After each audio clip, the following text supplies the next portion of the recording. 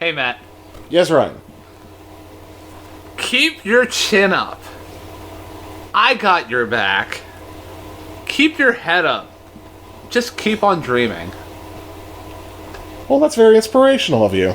You know, I try to look out for, people that mean the most in my life. Oh, okay. And you know what else? What else? I feel like y'all should listen to this.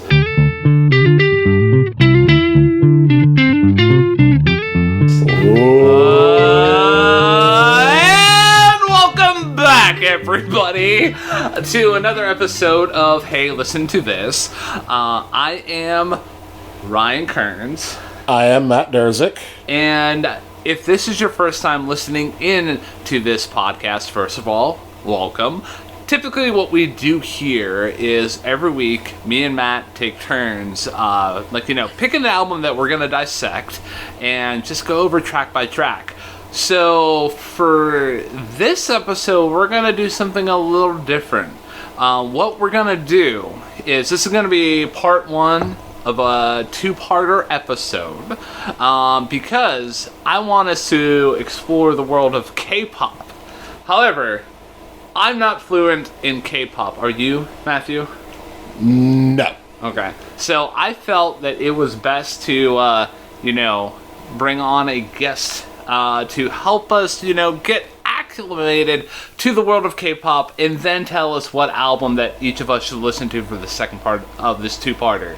So without further ado, our special guest for this episode is my wife. My wife. My wife. Not yours. No, not mine. No, he just lives here. Definitely is. Yeah, definitely is.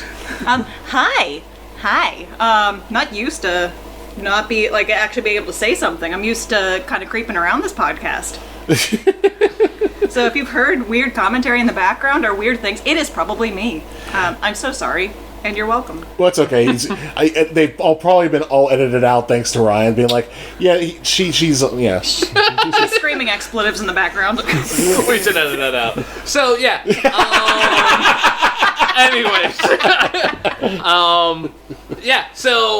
We're gonna go over the world of K-pop because, in the last episode, I told Matt that we were gonna go into Korea, into the D zone, and I figured that you would be. That's above the parallel. I figured that you would be an excellent guide for us because when it comes to K-pop, you're the expert here. Yeah. So give people who other than that I am your wife context of this. The main reason I'm here, other than I am the live-in person who's listened to K-pop, during the lockdowns, as a kid, I listened to J-pop more so, which is Japanese pop. But during lockdown, I got suggested J-pop or K-pop because I started looking for J-pop, but because now K-pop is a little bit more mainstream, I kind of head first dove down the rabbit hole, especially since some great stuff was being released in 2020, which I might go over in a little bit. I know way more than you guys. I did want to kind of take a temperature check before going into it. What did y'all know about K-pop before? What was your context of it prior to today? Matthew, you want to go first? Okay, yeah. I'll start with me because realistically, my exposure to K-pop was almost zero before this. That checks out. Pretty much I was introduced the same way that most other Americans were, which was the crazy, weird, bizarre phenomenon that was the one and only Gangnam Style back in 2012. Yeah. Oh, man. Remember that song? I do remember that song. I remember when we were in college at Geneva, everyone was just talking oh, you gotta see this video. And people were going around campus doing the dance. It's just I feel like nobody actually, some people might not even remember how they actually found out about that song. There was before Gangnam Style and after Gangnam Style. Yes. And it's kind of weird because that came out in 2012, or at least became popular in 2012. I'm not sure if it was released any time before that, but that really just, it's sort of made Psy this sort of weird one-hit wonder in America, and then He followed that up with Gentleman, which also charted relatively well, so there was no longer one-hit wonder. And that was just kind of it for pretty much up until a couple years ago when the K-pop movement sort of came over here. Okay. So my knowledge about K-pop is essentially copy and paste with what Matthew was talking about, other than like, you know, the stuff that you played for me at the house here. So like you introduced me to groups like Stray Kids, but is this something that I've listened to outside of context of like, you know, when I'm by myself and like, you know, just choosing what I want to listen to? Not exactly. The only other thing that I will say about Korean music as a whole is that there is not a pop artist, but like a Korean music artist by the name of Paranol that I've been very familiar with prior to doing research for this episode. But in terms of K-pop, no. Basically, what Matt knows and what you've basically been like, here, you need to watch this. Yeah. So basically, I've held him hostage. I held Ryan hostage and made him watch a lot of the stuff. I'm like, please watch this. This is so cool. Which is not an exaggeration. It's usually it's pretty toned down for what it is. I'm like, I'm holding you hostage. There's 3 Stray Kids videos in a row, and here's a Mamamoo video. I thought the exaggeration was like, no, I'm not exaggerating. These are actually really cool. They are actually really cool, but also like, it's probably my reaction is usually bigger than that. I'm like, I need you to do this, and I'm like, I know this is a podcast, you can't see him, but you kind of get the point. But I mean, we do have the video feed, just so you know. We do, but y'all don't actually like. You have to pay like $30 a month on our Patreon to get that video feed. Oh, I wish we were gonna make an OnlyFans joke. Not yet. Not yet. But yeah, so that's basically like our exposure to K-pop as a whole between me and Matt. Cool. So I want to at least give some sources to like how I find out most of my stuff, other than like going into. I'm not a huge Reddit person, but like going in like my own research, going to websites and stuff like that. I get most of my information from a reporter called K-pop Junkie, who actually is apparently now on speaking terms with the leader of Stray Kids, because some of the actual people who are part of the groups that we're going to talk about, it's similar to like watching E-News or watching gossip sites and stuff like that for American celebrities. They also want to keep up with groups because you got lives that are going on. So K-pop Junkie is one of the ones that people like to follow. DareDB is another YouTuber that I like to follow to find out, especially for like early K-pop. And then I found some information from a Boston University article because I needed a little bit more context for stuff that I knew, but I didn't know how to talk about it out loud. Especially for things like names and pronunciations and stuff like that. And so, first of all, I think I want to just like give context of like what is actually K-pop. Obviously, it's Korean popular music. Like that's kind of what it like goes down to. I feel like that's obvious. Yeah. But it's similar to how we consider pop. Like if you had to like solidify what pop music was, you probably like imagine something. But because it's literally just popular music, it's not really like. You got a little bit of trap house nowadays. You've got a little bit of hip hop. You got a little bit of pop, bubblegum pop stuff. So you're gonna like you probably noticed like some of that stuff that I made you guys listen to is a little all over the place. It's not quite poppy. Yeah. Not everything is just gonna sound like Twice and Itzy. Yeah. So for those of you who are like wondering like what are you talking about? Like, you know, you made us listen to stuff. So... Oh, I made these guys listen to a lot. I have the list. I pulled up the. Do you want me to go over the list, or is this just something y'all want to post the picture of on? Oh, we can share the link on the Spotify playlist that you made. Oh yes, please listen.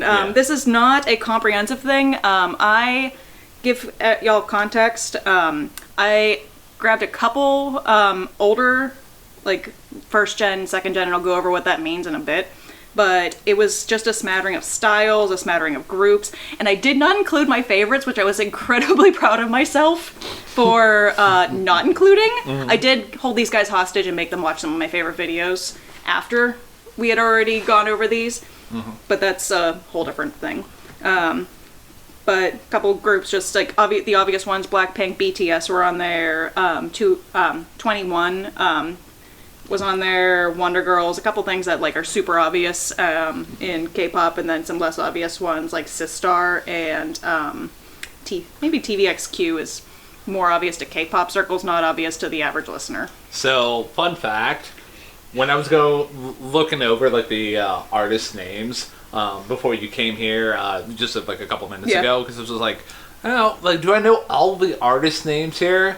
And the one that I didn't know, and Matt can even attest to this, I was just like, 2NE1? Oh, okay. That was actually going to be something eventually that I was going to ask about. Were there any names that y'all had a fun time trying to figure out how to pronounce out loud? Well, like, you know, there's that, now that I know 21, that makes sense. Yeah. And then the only other one is the artist that does the song Moria. Oh, Hwasa. Hwasa.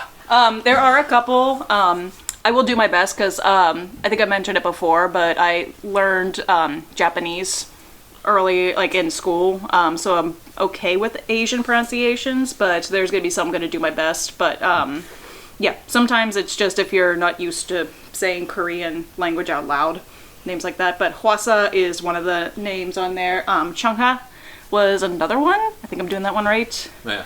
It was real fun to hear you guys try that one. Matt, were you good with all the pronunciations? For the most part, except for the ones that you mentioned. Yeah. Everything else was pretty much straightforward, it seemed. Yeah, some of them, like, I feel like Idol and is one of the ones that like people see a lot of. It's like G in parentheses I-DLE, but it's pronounced Idol, even though it's seems like it should be pronounced G Idol. It's not. There's one called B2B, a group within Stray Kids called Sriracha, but it's like 3 Racha. Yeah, so that's really cool. I know. Like once you get deeper into this, I gave you ones that like were pretty easy to pronounce considering. Mm-hmm. But yeah. Vibe check. This is me. Da, da, da. Lots of genres. Vibe check. Okay. So we keep talking about the songs that I gave you. So the audience knows what I did. Gave them a list. Asked them to come back after listening to most, if not all, the songs. Give me your top 3. And at the end of this, I will have them pick out of 2 albums what they're going to do for the next album for reviewing based on the top 3 that they gave me. So I'm going to start with Matt. What was your top 3 out of the list you were provided? Okay, so the top 3 on the list that was provided to me, let me pull that up here real quick. So the rankings I gave, my third favorite, number 3 on the list, was Gentleman by Psy. Okay. Number 2 was Into the New World by Girls' Generation. Yeah. And again, this might be a pronunciation I have an issue with. Boa. Boa. Okay, it's Boa. Okay. Boa with only 1 at number 1. I'm glad you remembered that. Yep, that was the one I That was the picked. one I was like, oh, okay. Let Ryan go first, and then I'll tell you why. Ryan's top 3. Alright, so my top 3 in 3, 2, 1 order are 3 is... hold on. Let me go into my official playlist here. Alright, so Maria by Hasawa. Oh, sweetie. How do I pronounce that? Hwasa. Hwasa. Maria by Hwasa. Just keep going, it's okay. Moving on. Number 2 is I Need You by BTS. I know that's probably like a basic, white boy, selection there. No, it's okay. And then number 1 by, I would say this song has grown on me like the most out of every song that has been introduced to me via this playlist and this experiment here, is Dala Dala by ITZY. Okay. Main reason I know that, other than asking them, is because at least once every other day I've heard Dala Dala in my house. Thank God I love that song, because it's a good one and I hear it all the time now. Yeah. Just out of curiosity, Jamie, did you pick a top 3 out of these or no? I sort of did, so I didn't put them in an order. So what I had to do, because I didn't have the listening that you guys did where it was like first impressions, what I did was I put my top 3 as my 3 most played songs, like things that I keep going back to. So mine, in no particular order, was Huasa's Maria, ATEEZ's Wonderland, and then PTT or Paint the Town by Luna. I did like that song almost made it into my top 3. Okay. So Mine was as particularly, and we'll get into like the visuals and stuff like that, but particularly Luna's Paint the Town. The music video is amazing. The visuals are so good, and I cannot overemphasize it. Right after that, I probably would have put like, if I didn't check my own YouTube stats to figure out which ones were the most played, it probably would have also been followed up by Wannabe and both 21 songs. okay. So for the record, I too did like Maria by Huasa. I had that, I think, at number 5. I think it was number 5, yeah. Number 5. Not so much for Paint the Town. I'm pretty sure I had that. That didn't seem like it would be a you song. That seemed like it would be more of a rhyme. 7th from the bottom. 7th from the bottom. That's fair. And the irony of the, and I won't get too deep into this, but the irony is that I have a Girls' Generation song at number 2 on my list, but the other Girls' Generation song I have at the very bottom of my list because they sound completely different for completely different reasons. And I think that might play to some of the things that Jamie knows more about, like different generations, and also I know we've talked off air before about sort of the traditional or the vintage sound. Yeah, so I'll get into, we can actually get into there now. I've talked to these guys about what they call concepts for each. Some groups themselves have concepts. There is a group that I love called Dreamcatcher that is kind of a horror rock sort of thing. Listeners want to picture Evanescence would be a good comparison in Americanized music. And so that's the full concept they have. And then there's some groups that'll have just a temporary concept, like School. I have a whole list if you just want to hear me list off a whole bunch of concepts. We got cute, retro, teen crush, girl crush, space, fantasy, dreamy, dark, summer, school, sexy, horror, elegant, classy, bright, sad, Latin, happy, disco, city pop, noisy, melancholy, badass, quirky, video game, pirate, animal, noisy, and traditional. I feel like you made some of those up. I wish I did. I so wish I did. But if you think about it, like even pirate, think about it. All you have to think of is Matthew Patel from the Scott Pilgrim movies, and they ask him if he was a pirate, and pirates are in. It's a whole concept. They could make a whole. There's a Japanese crossover group that had a whole zombie concept. Like you can take anything and make it a concept as long as you can stand behind it and make a whole like visual album out of it. So that was gonna be one of my questions there. So when you talk about like concepts, are you talking from like a complete package standpoint? From terms of like, the visuals and the music, or is it more one leaning into the other? Because like when I think about like concepts and like the way that I'm like visualizing it, it could either be like what, I don't know, like, so like the big topic this year so far in terms of popular music is how Beyonce's going country. And like in my head that could be like, a concept in theory, but like, you think about like, I don't know, dialing it back, how My Chemical Romance went from The Black Parade to Danger Days, which was much more of a visual like contrast. Yeah, it's going to depend on the group because, like I mentioned, Dreamcatcher was my first example. They do a like a more rock horror type of sound. Some of them don't lean into horror as much. Some of it's just dark, or some of it's more fantasy. So they don't they might have a bass line sort of thing, but sometimes their sound is a little bit darker, but the visuals that you might see in the music video might be a little bit more fantasy. Right. We mentioned before that one of my favorite groups, actually really my favorite group, is Stray Kids, and they talk about, especially around, and I understand why people don't like them, because they their concept musically is considered noisy, and it's actually now more of a concept because they popularized it.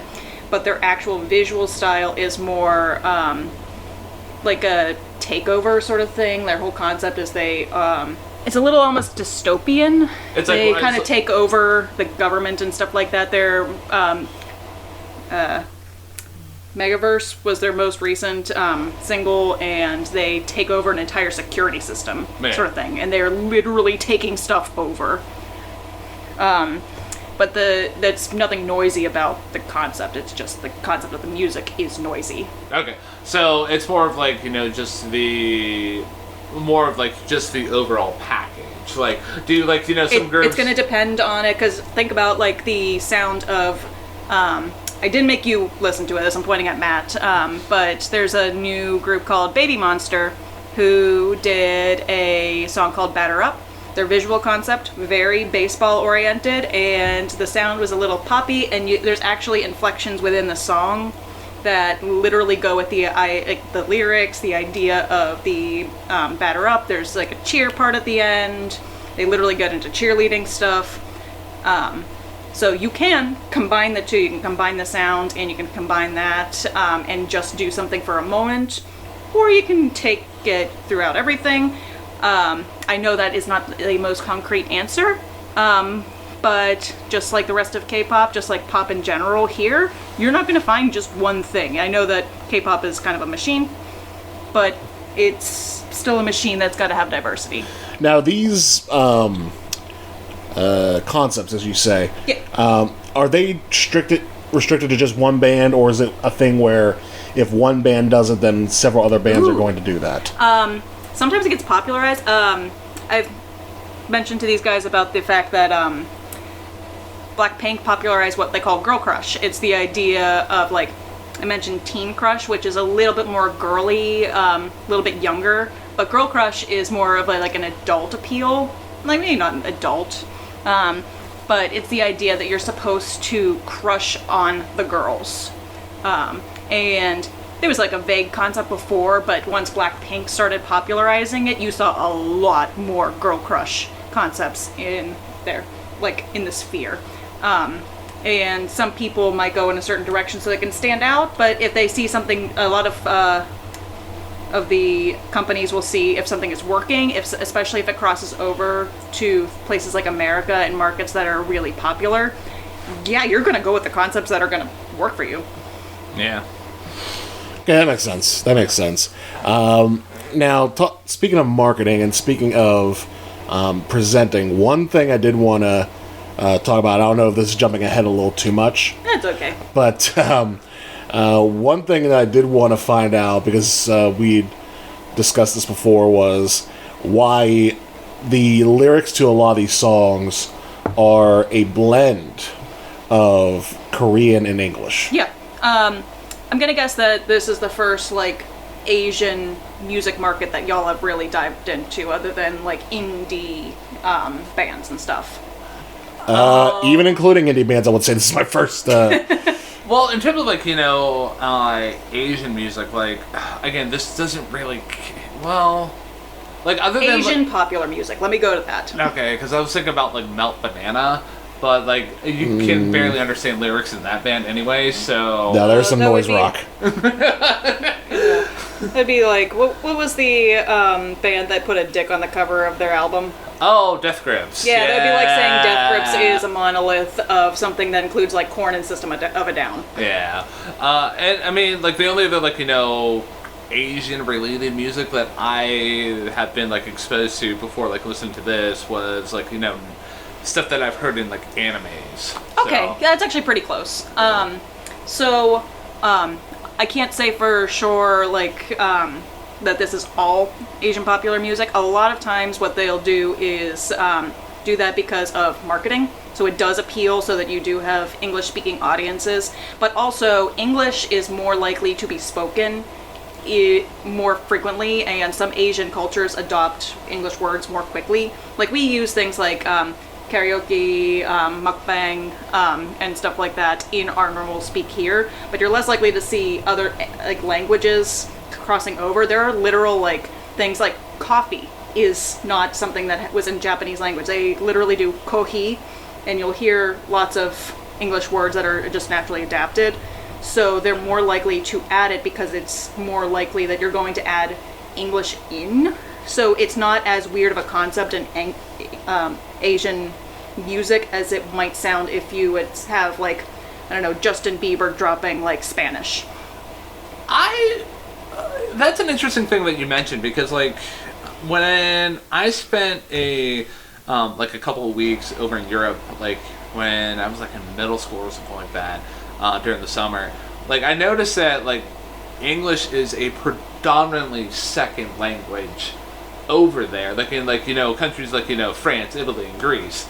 And I feel like, you know, in a lot of, like, cultures and countries outside of, like, you know, traditional, like, English speaking countries, like, that's probably the case. And, like, I think after we do all the research for this episode and we do this episode, I would be curious to check out a couple of the bands that I know that are not specifically English speaking forward, if they do incorporate, like, maybe some English words in there. Yep. Good. I know what you were saying. Oh no, that's actually a very good point. Because part of me was wondering if, because I know a lot what you just said about, you know, them sort of, you know, adapting a lot of English into their, you know, everyday language, yeah, in a sense. But specifically in the world of pop music, I feel like, in a lot of cases, because American pop music, especially since probably the mid 80s, probably even going back to the 60s, honestly. Like, popular music, as long as there's been a way to cash in, there's been a way to cash in, and there's been a manufactured sense of what pop is. And it especially became true with, you know, factories like Motown in the 60s, Philly Soul in the 70s, Stock Aitken Waterman in the 80s, yeah, Max Martin from the mid 90s Max Martin really, like, yeah, he had, like, a lot of language specifically there, especially, like, Max Martin specifically, because it was somebody who didn't have the best grasp of the English language. I think they've admitted, like, specifically the Backstreet Boys, I Want It That Way, makes no sense if you really think about the lyrics, but it sounds good. Like, obviously, still, like, really, like, held that song on a pedestal, but it makes no sense. Yeah, but the major point I was trying to get at was how much of that is, because again, to me, it kind of almost felt like a stylistic choice, or at least a, you know, audience choice, or, you know, targeting the audience. I think it's going to be a little bit of, like, everything. There are some points I'm like, specifically, like, I know you're not the biggest fan of Blackpink, but I'm thinking of a couple of their songs. I get them. I know what they are, they're just not for me. Yeah. Specifically, I think of a couple things where they add English phrases or English words because it sounds really cool within the music. And then if you think of, like, it's why we use certain words with things like iambic pentameter, because it meets a certain beat requirement and certain rhythm. So you might drop whatever the Korean word is, or something more traditional sounding, to add the English word or the English phrase to go with the rhythm, rather than what like, linguistically makes the most sense.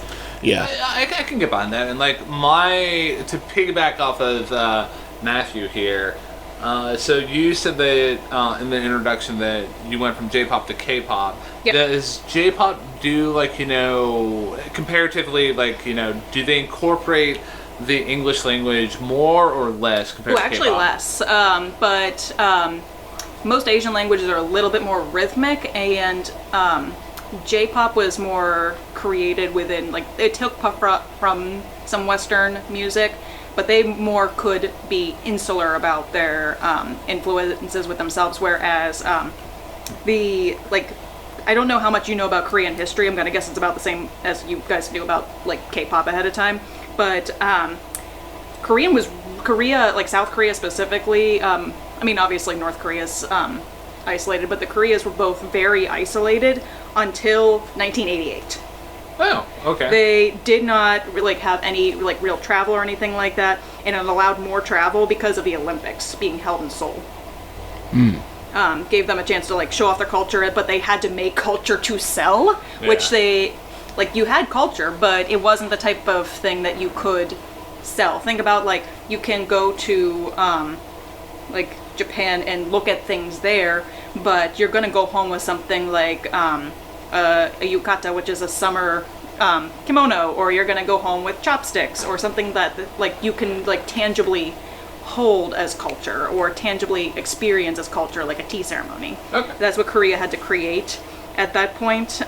So they had to take cues from the Western world differently than what Japan, who in like the 19th century was when they started getting more influences from the Western world. They had more time. So in a sense, so to wrap all that up correctly, so basically their first exposure to cultures from Western influence came around the late 80s? In a broad sense? Or in a way that affected and like could be directly influencing the music that we're talking about today. Okay.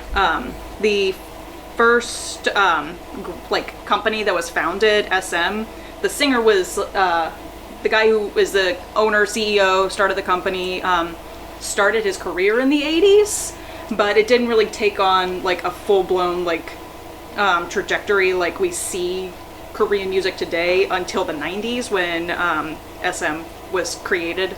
But you could see some influences prior with what you think of like what you would probably consider traditionally stereotypical Asian music, and then it started creating getting influenced by things like he got to see in college Michael Jackson, Madonna, and all that perform in college, and then he brought that to South Korea and all these influences. So you can, if you would listen to early groups like Seo Taiji, I'm so sorry, I just butchered that. Seo Taiji and Boys, which was the first like main group in 1992, and then HOT, Sex Keys, some of those groups very influenced by 80s groups. I don't know, MC Hammer's probably the best influence. Like that's what brought to mind when I would listen to some of this early stuff. The fashion is very influenced by streetwear from the West, very influenced by it. And that's another thing I noticed too, because we were talking earlier about Blackpink, and you mentioned how a lot of the 90s groups were very influenced by, it almost seems like they were directly influenced by hip-hop. Oh yeah, like there's no doubt about it. Like most of the things that you see in K-pop in every generation, it has Western ties that you can directly look at. Like I would say second generation or so, which would have been like 2000s, was directly influenced by the boy band movement. Like think Backstreet Boys, NSYNC, all 98 Degrees, LFO. I was gonna say 98 Youngstown. Degrees. O-Town. New Kids on the Block also, but those are direct influences on some of those. They took other influences from other things at the time, especially like emo. You could tell that they did not have a hair straightener they did not like on a lot of the boys and a lot of the girls in those groups. But yeah, still very 90s in their influences. Another thing too that you mentioned is the fact that the founder of SM was heavily influenced by Michael Jackson and Madonna. Absolutely. Which is it's very fascinating to me because to me it seems like a lot of the things that we've been talking about with K-pop and some of the things we've learned about K-pop just through this introduction to it is that it really is based on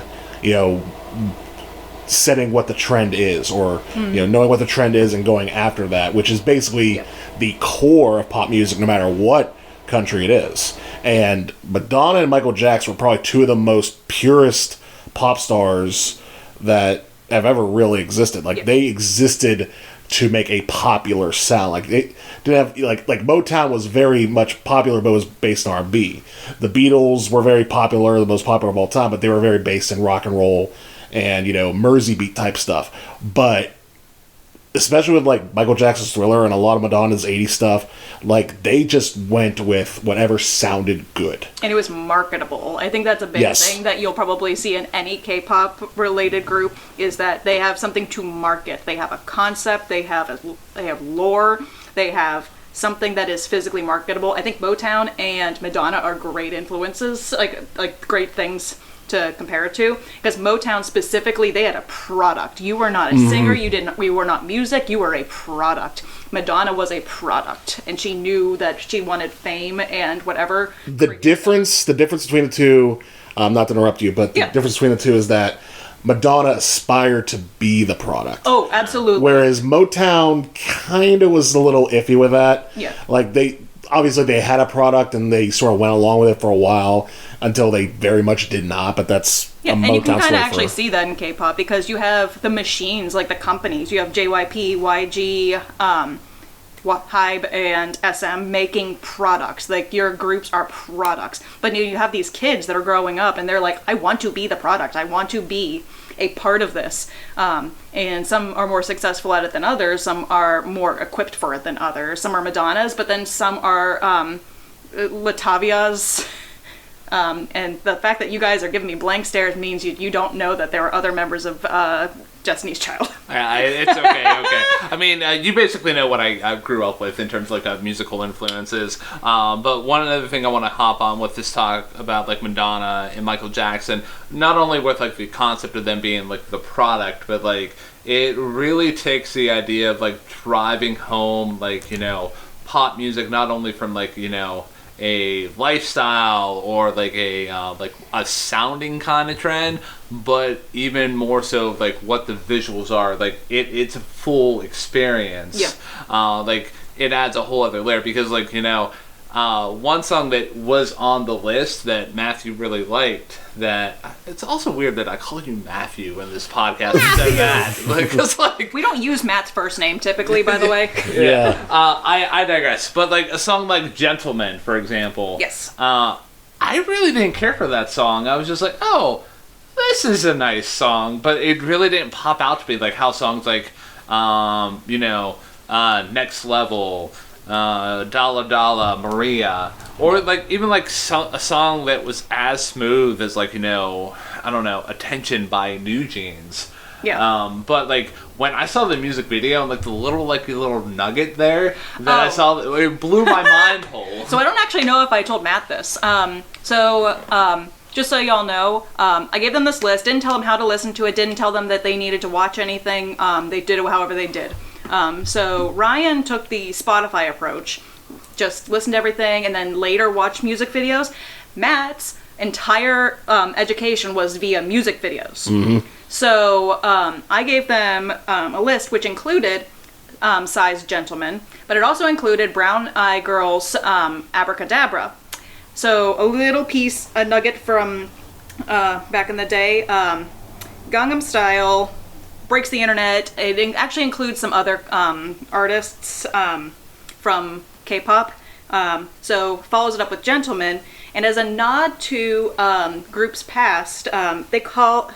Let me try to find what they called it. I think it's called the Arrogant Dance. Yes, it's called the Arrogant Dance from Abracadabra. Literally just holding and crossing your arms and swaying back and forth. The entirety, basically, and the visual of what you think of when you think of Brown Eyed Girl's Abracadabra.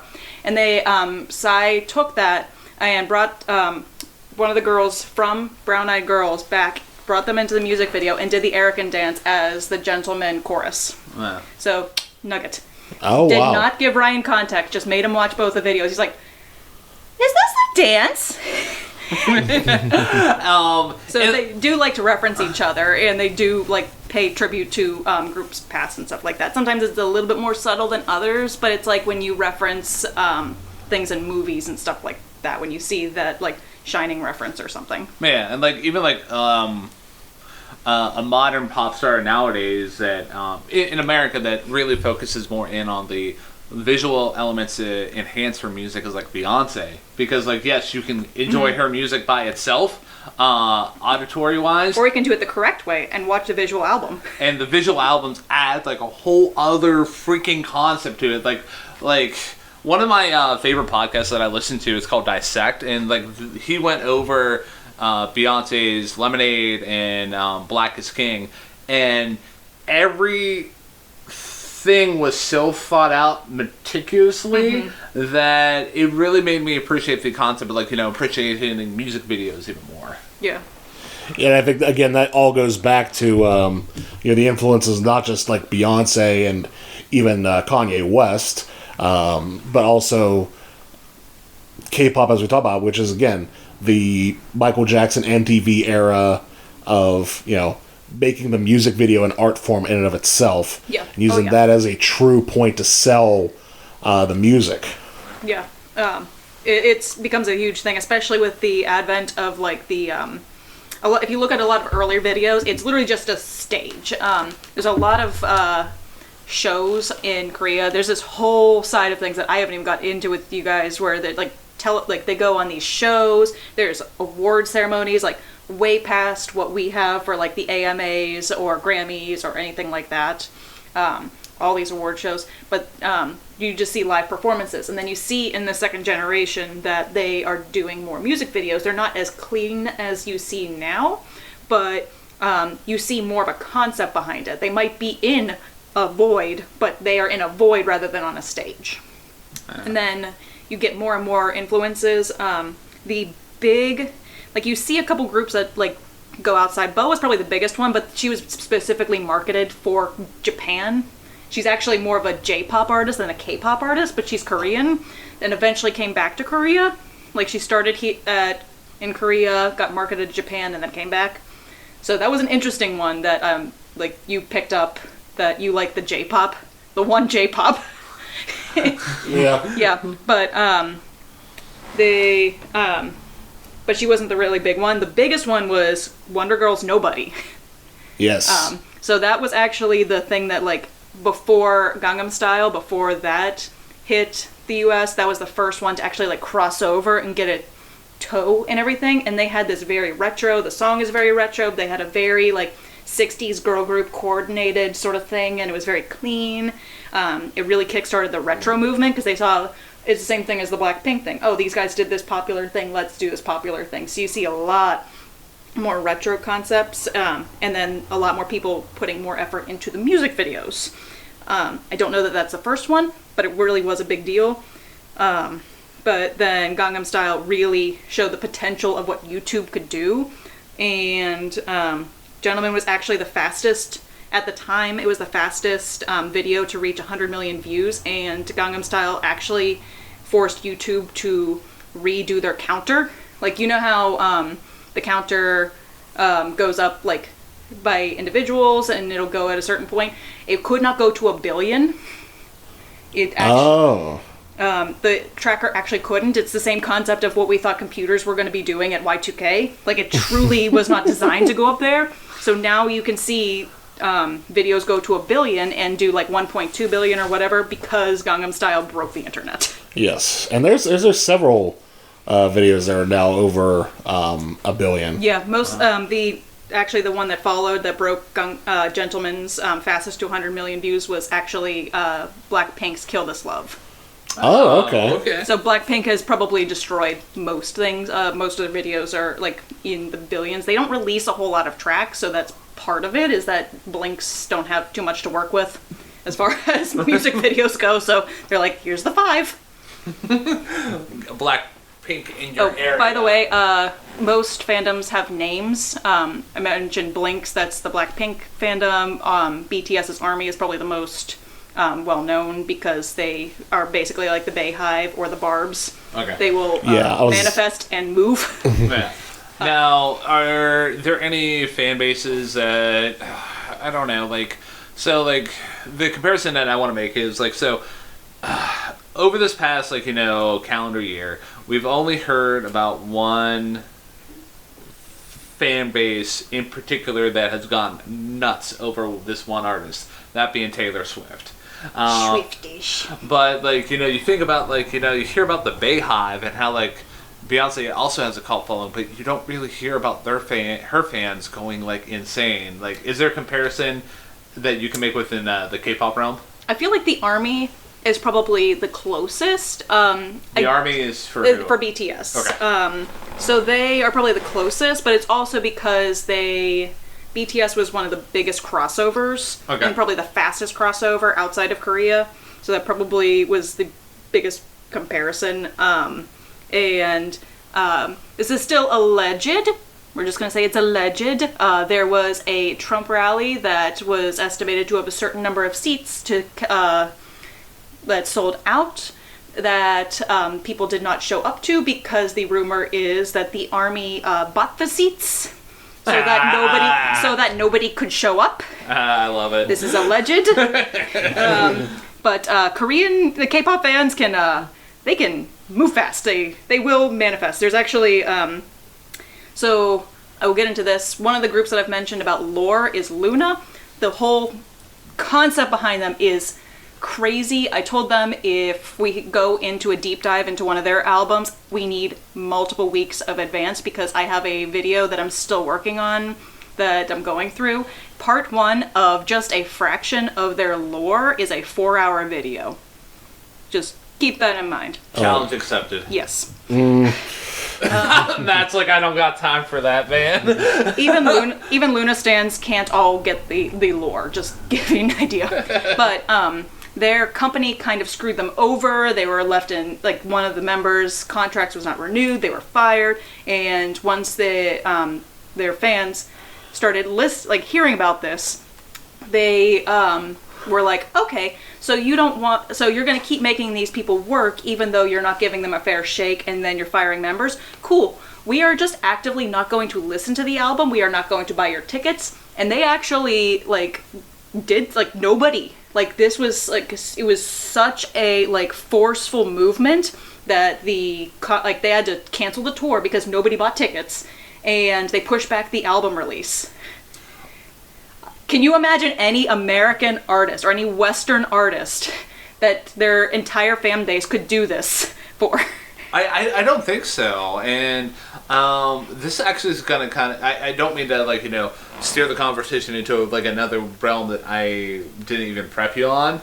But, okay. So, in America, at least from... The U.S. Yeah, at least in the U.S., at least from my experience, a lot of bands, even specifically, in the hardcore scene, what they're doing is fulfilling their contracts with their record labels and then just splitting off and doing their own thing. Even a band like Touche Amore, for example, their main, record label is, I think it's Death Wish or something like that. But then Jeremy Bolm has his own subsidiary under there where he can work with his band and artists that he believes in. So, you think about, record labels really, screwing over, artists. I know Victory Records has been notorious for screwing over, a lot of the emo and punk bands that Blockberry is probably there's actually another one that apparently you can get really canceled if you talk about this one company, so we're not going to mention it, but Blockberry, the company that has Luna or had Luna, that's basically Victory is very close to what Blockberry is like. So my question is are there are there K-pop acts and artists that are kind of following that model where they're able to break away from the labels and do their own thing? Or is it very much hey, once you're in, you can't get out? So, funny you should say that. So TVXQ, the group that I mentioned way earlier, so they actually some of the members sued the company because they, what was considered at the time called slave contracts wasn't implemented. They were basically not getting paid. There was no end in sight. They had signed these as kids. Most of these people entering into the groups are going to be under 18, right, or under 20 at least. So you're barely making adult decisions at this point. Right. But these people had signed into these contracts that were never ending. There was this whole thing with the group. They had only 3 members, and then all this nonsense, but it actually forced the country to put in, and all these companies to not put in these never-ending slave contracts. The industry in its entirety was forced to do 7-year contracts. There are no contracts in K-pop that are longer than 7 years, and you renegotiate at that point. You can be with the company. An example right now is Blackpink is just renegotiating. It's just been this whole thing. We don't know if Blackpink is coming back as a group, but they still, even when they were still renegotiating, and some of them, I think Jennie was probably I can't remember if it was Jennie or Jisoo was the first one that signed a different contract with a different company, but they were still working with YG as a group, like touring and stuff like that. So you could have a group where some of the members are renegotiated in a different way than others after the 7 years. But it's not uncommon to have that be a discussion. But it's also not uncommon after 7 years for a group to break up because of that. Okay. And when a group would break up, like I know you just mentioned like how Blackpink's Jennie, her name is Jennie, okay? Sometimes they're stage names. We have our Robert Zimmermans. No. I was just thinking about like Forrest Gump and Jennie. But like, are there common occurrences? Because you think about like pop groups like in the U.S. being like One Direction, NSYNC, where they have like that one star that kind of just breaks off. Like, is that a common occurrence, or is it more like every once in a while you get like somebody that would break off and actually establish like a good career? You have that. I know BTS, they've got their own thing, but Jimin seems to be the one that you hear most about. Okay. I joke, I like Mamamoo because it's a whole group of just like soloists that just work well as a group. Okay. But obviously Hwasa is the one we've been talking about the most. Yeah. And she's made the most success because she just seems to be more appealing to outside of Korea. Okay. Especially since she doesn't meet directly Korean beauty standards, but she meets a lot of beauty standards outside the country. Yeah. But yeah, you'll have some people that'll stand out from groups, but a lot of the time in K-pop it's called biases. We just know it as like you have your favorite member. Like think like most people like Justin Timberlake, but then you had that one weirdo that liked JC Chasez, which is fine. He's cool. But so sorry for the straight girls who were Lance Bass biases. A drink to that. I mean, hey, there were plenty of women who appreciated Ricky Martin back in the day too. Yeah, we're all good. Anywho. Anyway, but yeah, you do have that. We haven't really gotten into like the language around that, around K-pop, but you'll have things like the biases. You also have what they call the visual whole. So you'll have the anti-bias almost. So we've been talking about the importance of a lot of visuals. There's this very mean concept of the visual whole where somebody is the visual. You're the main person you look at. You realize where this is going. Yeah.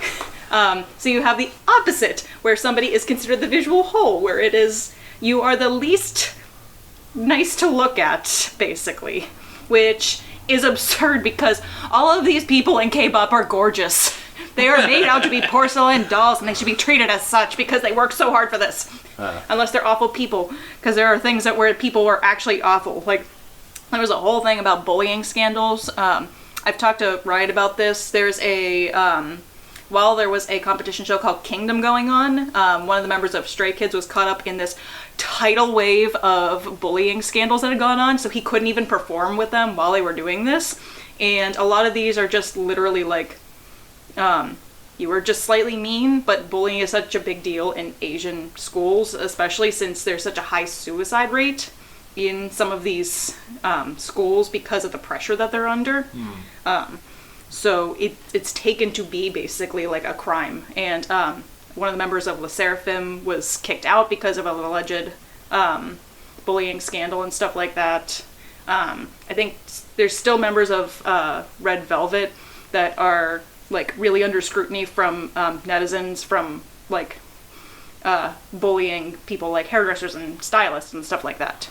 That's really kind of interesting, taking the stark contrast to like what U.S. pop stars come under scrutiny for, compared to like what K-pop stars gonna. Oh, absolutely. They are not allowed to swear. They're not allowed to indicate drinking or anything like that. Like, it's absurd the level that these people are held to, and they're also supposed to be on all the time. They're on fan calls constantly. They have to do live streams. They have to go to groups. They have to post on Instagram. They have to be on Instagram Live. They have to make TikToks. A lot of music right now is being made so that they can do things on TikTok. If you look up most companies, just because I am like really follow Stray Kids. Their last song, I didn't like one of the songs and I could not escape it because it just kept showing up because they kept collaborating with whoever was in the room who could do the dance with them. Yeah. And it was just constantly in my Instagram feed and they would just constantly do this and I'm like, where do they have the time to do anything? You can see that these guys are sleep deprived. You can see on their face, it doesn't matter what filter they have. They are just so tired and I can't imagine where they have time. I was wondering, like, as far as, like, because Ryan was talking about, like, comparing something like that to American pop. I feel like I want to say there is a comparison, but I don't really think that there is. Because most of the sort of the clean-cut, brutal schedule type of pop that we might associate with that, whether it be like the Disney thing with like the Jonas Brothers. I feel like Miley Cyrus going through the Hannah Montana stuff is probably going to be your best comparison. I was also going to throw Hillary Duff out there, even though Hillary Duff would also be a good one, and Lindsay Lohan. But also Lindsay Lohan would probably be, I don't know, like not the best, but like the other two are a good comparison. But the major difference between all of that is that, there's two major differences. Number one, in America, you do have I'm not sure how much freedom K-pop stars would have as far as like sort of going out on their own and being like, because like you said, I assume their constraints to avoid any adult things like drinking or sex or anything like that is much stricter than it is in America. Yeah. Like once like Hillary Duff didn't do it, but once Lindsay Lohan, Miley Cyrus sort of went that direction, they just sort of like went into this sort of like complete opposite of what they were, and while they were very scrutinized for that, and to a point unfairly, you could probably throw Britney Spears right in that too. Is that they at least had the freedom to do it, and they could do it gracefully, or they could fall on their face, but they could do it. Right. Whereas it seems like K-pop couldn't do it. And the other major point is that more so with the early 2000s, late 2000s, social media was not a thing yet. Oh, no. Yeah, no. I think even the earlier K-pop artists, even though they had to, like, do things by a certain standard, they did, and they could be banned off the air for, like, silly things that we would consider silly, but they weren't silly for the Korean media. But yeah, you could but now, because your entire existence is filmed and people can film you and you are expected to be available at all times, there's no way you can, like, it's very hard for these idols to turn off because you don't have the time to, because you have some sort of like device in your face at all times. That has to kill them, like, long term with, like, in terms of, like, mental health, because, like, I don't know, like, you think about, like, one U.S. pop artist that we just talked about, Miley Cyrus, right? She went through, like, this clean-cut cookie cutter image, and then she basically said, you know what? I'm just gonna do my own thing. The pressure basically snapped me, like, and you see that, like, with how, like, a lot of American artists have done, and I wonder at what point, like, you see that, if that can happen for K-pop artists. It can, so it looks a little bit different. I'm going to compare it to, so Ryan watches a YouTube channel called Urinating Tree. Oh, yeah. And so it's a sports thing, and so we'll talk about sports for a period, and then there's a segment towards the end where there's like a funeral, like, bring out your dead, at the end. Oh, yeah. And there's all any injuries, any like any sidelined players, anything serious, suspensions, suspension, anything like that. they YouTuber I mentioned before, K-pop Junkie, will have an entire segment based on like this K-pop artist is out for exhaustion, this one got injured, this one this. So like, and a lot of them are now like being taken out of like group activities for exhaustion, anxiety, mental health, sustained injuries that they can't get over. Because if you watch any of these choreographies, that like any music video, any routines, some of the choreography is intense, like by any standards, let alone what some of the like K-pop standards are now. So you can imagine if you're putting your body through that with rehearsals and then having to perform at full capacity all the time, that you're just going to burn out. And then on top of that, like, they don't give you the time to break from these. Like, some find out like little slideways, and then depending on what your group's like dynamic is, you might have a group where like you have to be squeaky clean because you're meant to be a little bit more like child friendly, but you'll have some groups that are like their concept is sexy. There's no way that you can pretend like these are clean cut boys or anything like that. And especially if you get past that 7 years, like if you've been in the industry longer, you can get away with more. There's an artist, Jessie, who is probably the best example of like being able to gracefully move up. I don't know what kind of... Winona Ryder's probably a good example, because she actually went through the machine and she got so exhausted from being on the machine that she was supposed to be in The Godfather Part 3 in Sofia Coppola's role. And the exhaustion was the reason why she couldn't do it. She was hospitalized. So, if y'all didn't know that little piece of trivia, yeah, now you Winona do. Ryder was supposed to make that better. Yeah. But it's not Sophia's fault, so... Well, I mean, that kind of gives me, like, at least some sort of... sorry. You're good. Jessie is a little bit more... she's got filler. Her boobies are out all the time. She's lovely. I've seen interviews with her. Very, like... and because she's fluent in English, I get a lot more clips of her than some people. But she's able to live in this little bit more, like, risque realm because she smartly worked her way and was able to get past a little bit of the criticism. So you do have to, like, work your way into that and, like, start to work past that. Hwasa and Lisa from Blackpink are actually good examples of that, too. Hwasa. But I mean that kind of does make me feel a little bit better about, like, the K-pop scene as a whole. Like, there are some artists who can, like, go through the machine and just break off and do their own thing, yeah. or like transcend and just move on. Like, because the way that I was picturing it, based on the way that you're describing, it's just like, nope, you're sucked in and you can't get out. Oh, it's you're here forever. It's very much like a lot of people don't like go past that. Like, because it's still such a new thing, you're not seeing people like, I don't know, the Tony Bennett's of the world, where like into old age you're doing this. A lot of the times when you see that, it's the guys who own the companies. Or they they're still going, but they're not nearly touring as much, or they're working with other people. Yeah. But you're not seeing the longevity the way that you can maybe see it in Western locations. Yeah, I think, because realistically speaking, or, subjectively speaking, whatever you want to use, Korea, particularly South Korea, it's a much smaller country than America, or even England for that matter. So, well, it's probably about the same as England, maybe just that. I don't have small. stats on that, so we're not gonna.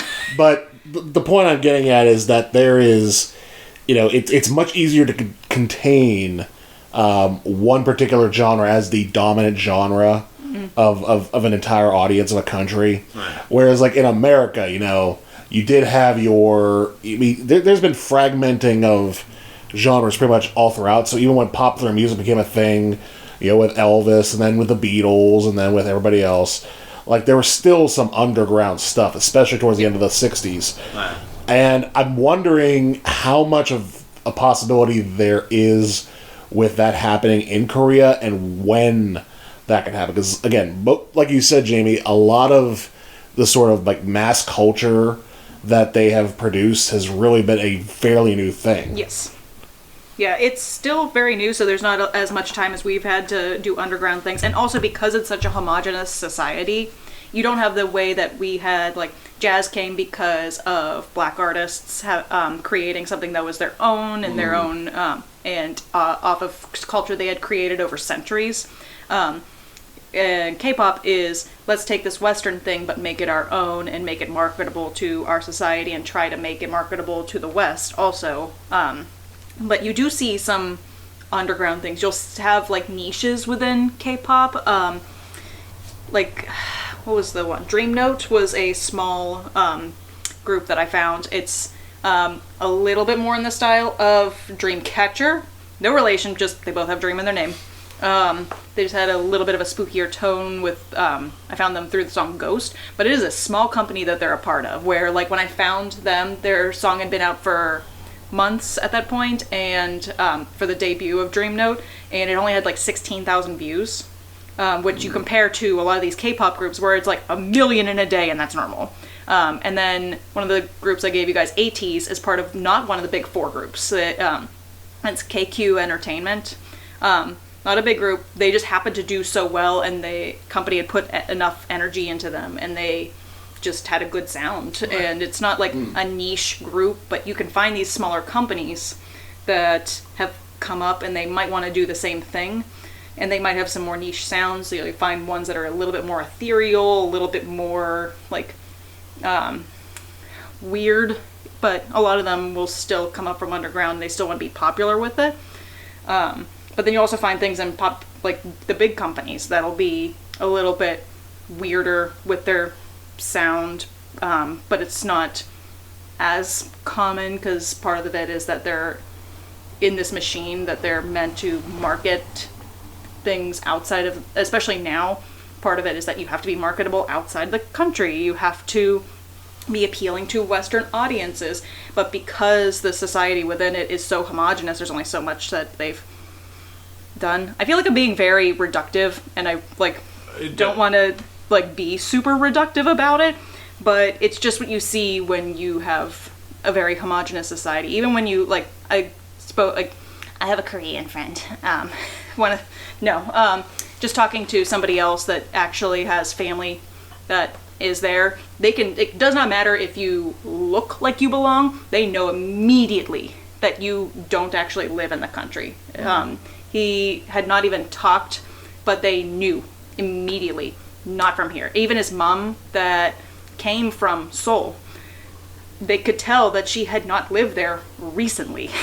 Yeah. Wow. So that's how insular that some things feel, and they can be accepting in other ways, but I'm just relaying what I've heard the experience of other people of how insular things can be, no matter how accepting they've become of Western cultures. Like, to your point, like, even going outside the realm of, like, music and K-pop as a whole, like, another podcast that I listen to is called This American Life, and one episode that they did that kind of completely blew my mind whole is that they did, like, this kind of, like, fake game showy kind of thing where, like, they had somebody who was of Asian descent, and they brought on somebody who, they would bring on different people who had moved to America at one point in their lives, whether it was like a couple years ago or 15 years ago, and at what point did they move? Like, you know, hey, did you move when you were 5, 15, 30?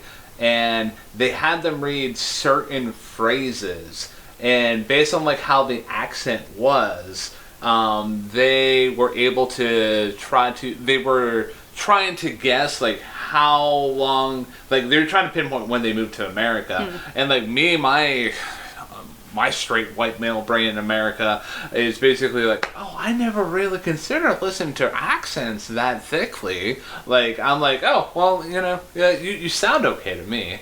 So, but I digress. But like, yeah, that is very interesting. Changing gears here. Yeah, we've gotten way off the track. Yeah. Getting back into like the discussion of like maybe record labels, and then we can move on to your next talking point. So like,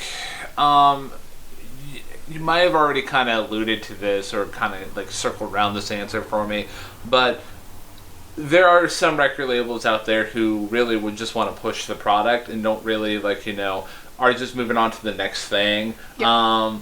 Are there like the smaller record labels that you talked about, like the one that like supports like ATS? Oh boy. Yeah. Like, not BTS. No, it's not the like one before that. No, it's ATEEZ. ATEEZ. My apologies. That's okay. Like, are those record labels more like, hey, we discovered this act and we really just want to push them?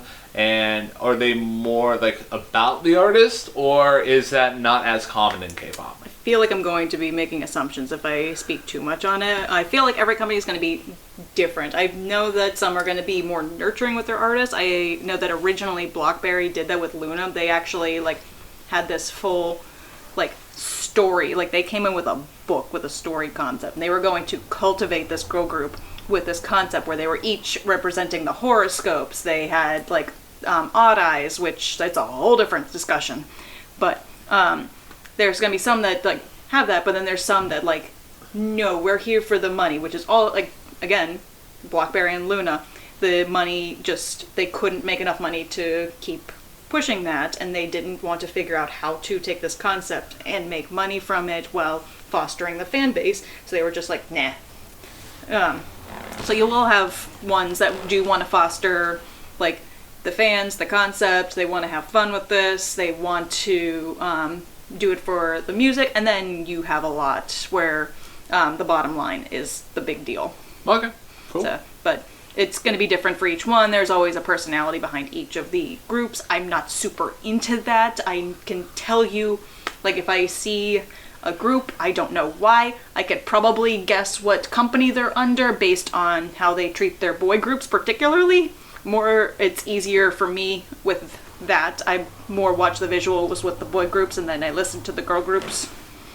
For probably obvious reasons. I just grew up with the boy groups more because I am girl. I liked boys. Boy group. Yes. and to jump off that point a little bit, it is strictly just girl groups and boy groups. Like they're not. No, actually. Really? Okay. It's not as common. There's a lot of collabs that they'll do together, but one, the only one I could probably speak to is the group Card. 2 guys, 2 girls. They are a co-ed group.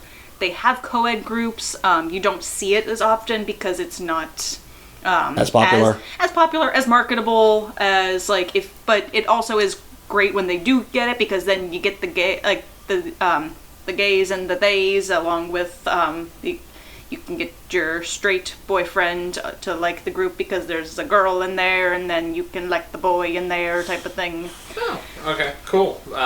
Something for everybody. Something for everybody. But also, like, you don't have, like, they market this the same way, like, think about how they marketed Backstreet Boys and NSYNC. They all had to appear attainable, so that they could, like, be marketable.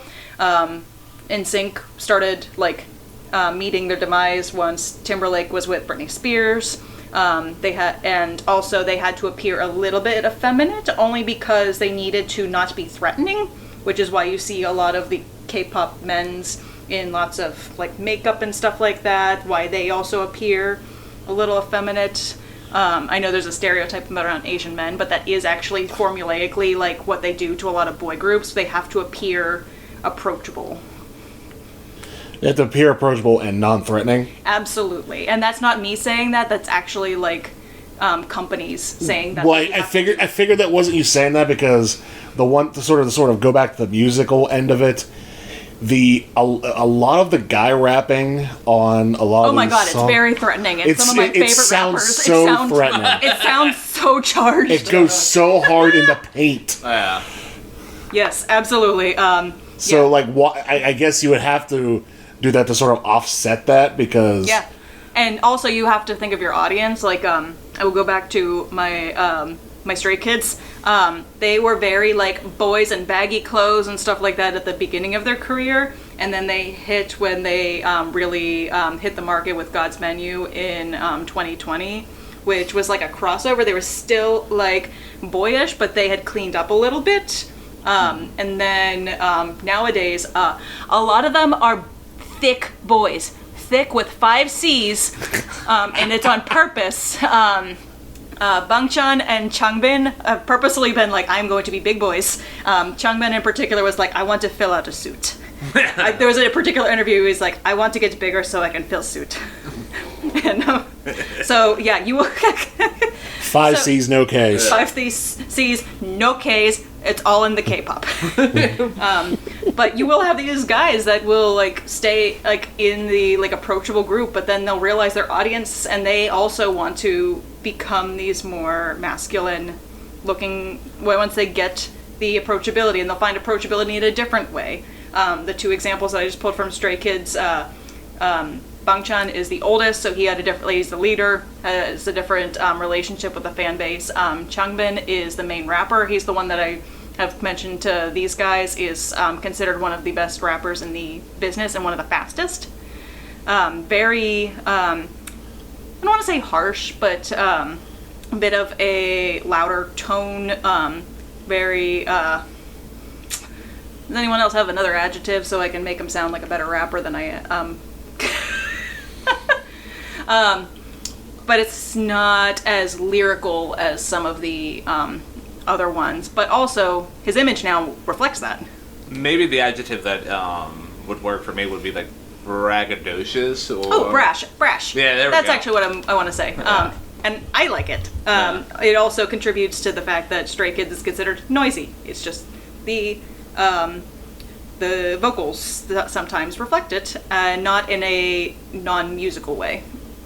It's like adding a lot of brass, like when you start adding staccato and accented things from a brass section to a song. It's not necessarily less lyrical or less musical. It is just louder and brash.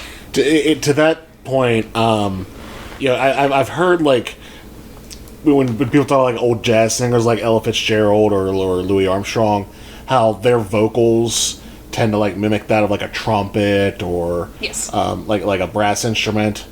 In a sense, rapping in of itself is sort of that, but with a drum, very Yes, atonal absolutely. and very percussive. Drums do have tones. You do have to tune your drums. Well, yes, but- that's the same thing with rapping. There is a tone to it. You have to pick a tone, but it's not necessarily like the thing that you're thinking of. You're listening to the rhythm and like how it's performed rather than the actual tone of the music. But then you do have some other things. The Kingdom competition that I mentioned earlier, they did a song, the Stray Kids did a song, I'll Be Your Man. They had to do a cover of another group's. And this is a group that's known for their rapping, their noise, and they took this very lyrical song, this very beautiful song, and were able to sing at the end. Every time I listen to it, I've listened to this many times. Like, I can't tell you how many times I've listened to this because I've lost hands. But the end when you've got, I'm pretty sure it's Ian, Han, and Singman. I'm so sorry, I don't have the mouth form to say some Korean sounds. I'm gonna be honest with you. You're doing much better than me and Matt could ever do. So. Absolutely, no question. I'm still stuck on Hwasa. Oh, sweet Jesus. I know. see, and here's the problem. I'm able to say Hwasa, but the only reason is because in my mind I was like, what does that sound like? Oh, it sounds like a really, really stereotypically, cartoonishly French way of saying croissant. So that's where my brain went with that. So don't feel too much shame, Ryan. I'm right there with you. I'm dying. I'm here with these white boys, and they sound so wet. I know what I am. It's fine. It's all right, as long as we know. But yes, Ian, Sungmin, and Han are doing this ending, and the chords are gorgeous. And over top of that, Changbin is rapping while these guys are holding these chords and the goosebumps that I have. But it's the type of thing you want that they call it all-rounder. You want individuals to be an all-rounder, but you kind of want your groups to also be an all-rounder in a way that you want them to be able to do a lot, and you can't ask your groups for everything. It's why you go to a certain group rather than have just one group do all the things. But you want diversity. You want a little bit of diversity in a certain sound. Yeah. We're going way off topic. I feel like I'm going in 5 directions here. But I mean, there's a lot to go over, and I feel like whenever me and Matt are just having specific questions that come up, we chime in and we get the information that we need, because this is more of a introduction to. Well, this is an introduction to K-pop for the both of us. So, like, whenever you give us the album at the end of the episode, like, we can actually review it and dissect it properly when you are present. As best as we can, because keep in mind, whatever I give you is also going to be in a different language. This is going to be the first one that you guys are not going to be doing in English language. I'm purposefully doing that. And also, I don't think I mentioned at the beginning, the list that I gave Matt and Ryan, I purposefully made sure that it was songs that were at least 50% or more in Korean. So you'll have groups like, there's a group called XG, that almost all their songs are just English. They're a K-pop group that is just, everything's in English. And then a lot of BTS's current stuff, all in English. I get it, you've found your market, or you're trying to get into a certain market, but there's a certain point where you're not... no longer appealing to the K part of your popness. If you're just strolling into that, it's like if you would do, I'm sorry I'm picking on Justin Bieber here again, but he did trop music and did a Latin sound, but it would be literally like if he did one of his trop house, like What Do You Mean? If he did that literally in Spanish, and that was his, like, what he released in the US. Yeah. Now, one final question I have as far as, like, the sound of K-pop. And it really isn't so much the sound of K-pop, but, you know, what defines popular music in Korea. Because, like in America, it can sort of come in full circle, you know, Gangnam Style was a K-pop song, but hit big in America just through word of mouth. And because radio stations here picked it up, YouTube picked it up, obviously, it became the biggest viral hit of all time, at the time anyway. There are restrictions. Are there restrictions on that in Korea that disallow, like, something big like Despacito? I think y'all are thinking a little too heavy on that. So it's like when we consider pop here, like, you kind of just know what to hear it without, and you also have to think, like, it's going to depend on what's popular at the time. What we might put into a little bit more of an emo category was a little bit more popular in the 2000s, because that was popular in the 2000s. Motown for us was considered pop in the 60s. We don't have a lot of that right now, so it would be a very specific genre now, and you could put it under a subgenre, just like you could put things under rap, you could put things more under hip-hop, you could put things more under different sounds, but as long as it's a sound that is currently popular in the country of Korea, it's going to be probably considered K-pop, and to a Western audience, literally anything in Korean is going to be considered K-pop because we're ignorant. So, like, even to piggyback off of that idea, like, you know, from what I've been able to tell, like, there are certain, at least from what, again, correct me if I'm wrong here, and I know, like, you know, I could be wrong, but I digress. So, like, you know, K-pop has gone from, like, you know, a very poppy, almost like hip-hoppy, like braggadocious kind of, like, you know, thing, to, like, maybe something that's a little less refined, maybe something that's, like, a little bit more, like, having fun, or, like, a little introspective. So, like, the comparison that I kind of make in my head is, like, how in the good old US of A, how hip-hop and rap went from, like, the bling era to, like, essentially what we have now with, like, the Good Kid, Mad City and Kendrick Lamar, where it's a little bit more introspective, not so much about, like, hey, look at all that I have. It's more about, like, you know, hey, looking inward. Is that a comparison that is adequate or nah? I think it's not going to be... It's a little bit different, but yes, there is, like, a trajectory, but it's mostly... you can visually see and you can kind of hear different things. Like, First Gen was very much reflecting of, like, popular music from the 90s. Very much the, I don't know. Every time I see, like, one of the videos, it just reminds me so much of, like, Salt and Peppa for some reason. I don't know why. I don't have any, like, realistic comparison. It just gives me the vibes of when I watch Salt and Peppa just kind of, like, run around a stage, because there's some sort of cohesion there, but, like, not.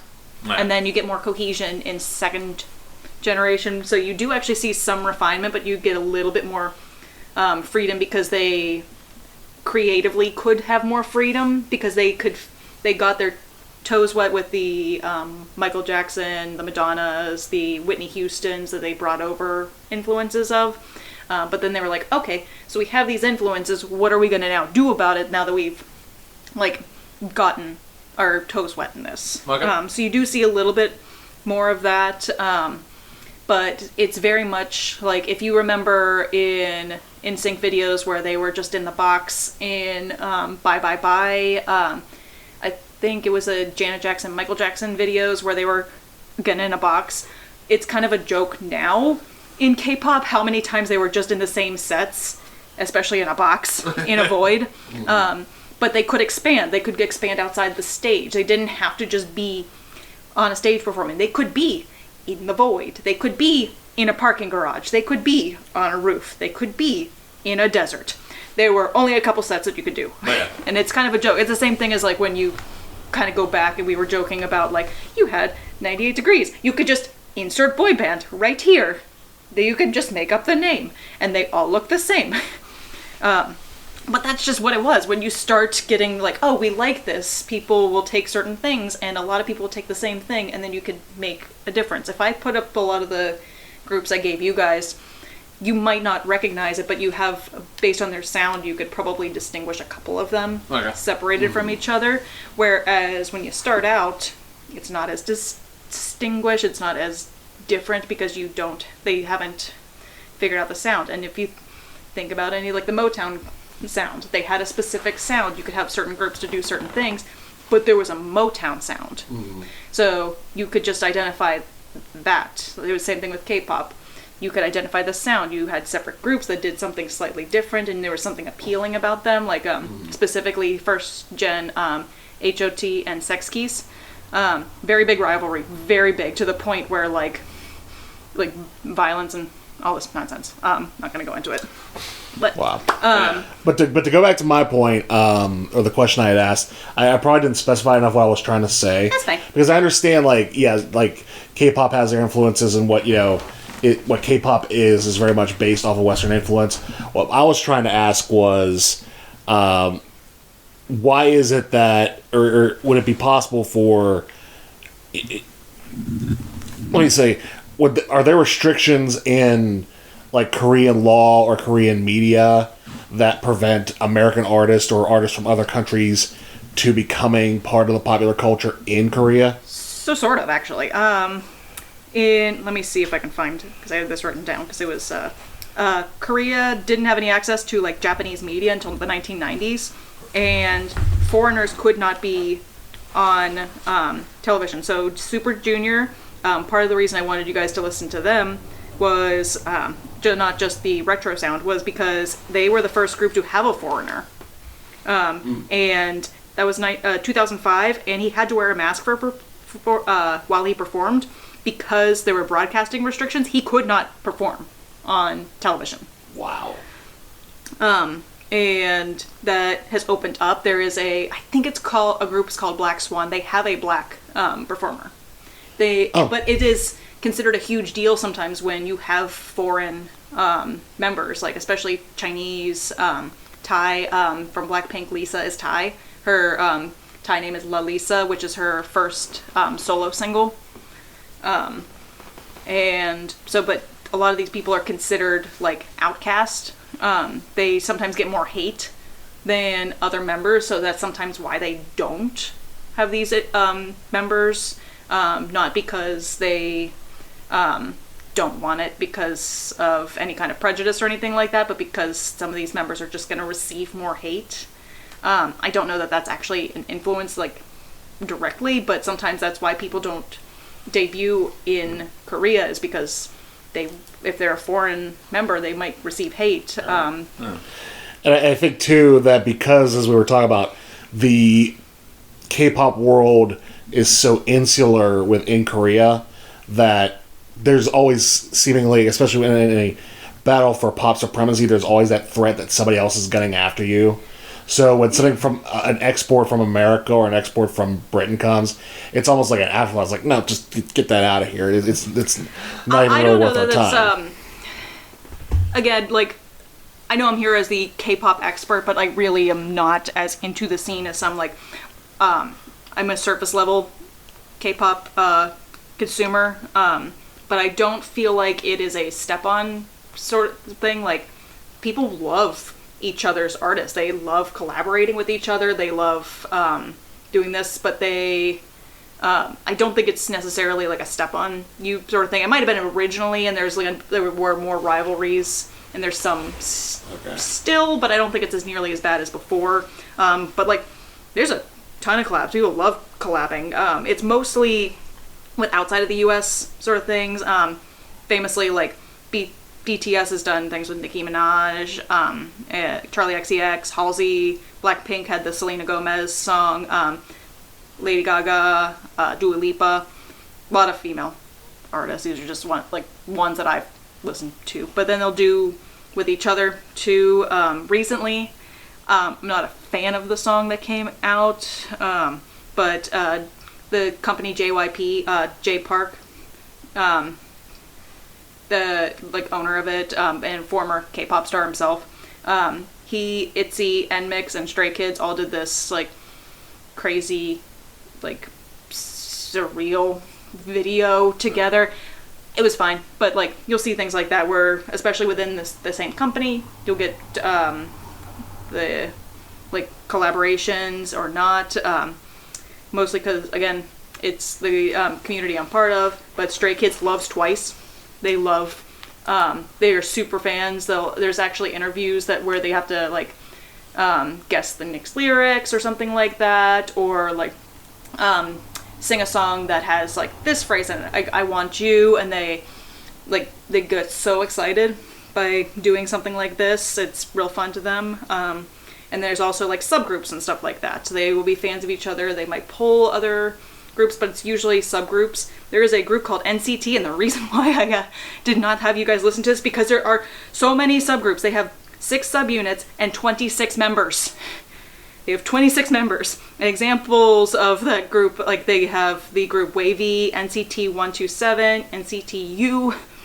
So you do have groups within groups. You have groups that will collab with each other. Groups where somebody is a soloist plus they're part of this. You have groups like Mamamoo where they are all soloists. They just happen to come together and do a group thing every once in a while. That kind of reminds me of so back in the day, the early jazz scene of how there would be certain prominent players, you got your Davises, you got your Birds, you got your Coltrane's, but there would be certain groups that would come together as hey, this would be the Miles Davis group here, and you would have the Coltrane Quartet, and they would each maybe those two would actually collaborate on an album. It's a realm of music that I really want to dive a little further into myself, and maybe you talked about this monolith of groups within groups, and how some groups will break off into other groups. It kind of has inspired me maybe to explore that a little bit more, so thank you for that.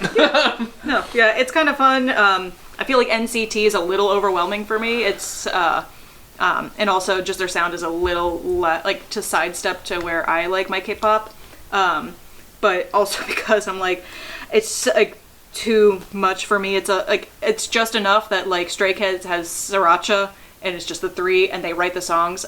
It's also uncommon for the groups to actually write their own songs. Stray Kids is one of the ones that the team of Bangchan, Changbin, and Han tend to write a lot of songs, and there was an album where the entire group went to a vacation home to write and albums and solo songs. They all release solo things based on their preference of singing and stuff like that. And even Hyunjin, one of the members who does a lot of dancing, just was I'm gonna dance to a Billie Eilish song. Cool. Hey, we know that artist. Hey. Billie Eilish. Billie Eyelash. But yeah, not a lot of, what was I think it was Big Bang was the first one to have an idol song. Yeah, Big Bang's Lies in 2007 was the first idol produced track. So nobody was really, it's very much the pop songs were created for the groups up until that point. You still have some collaboration, but a lot of the times the songs are made for the group. Yeah, cool.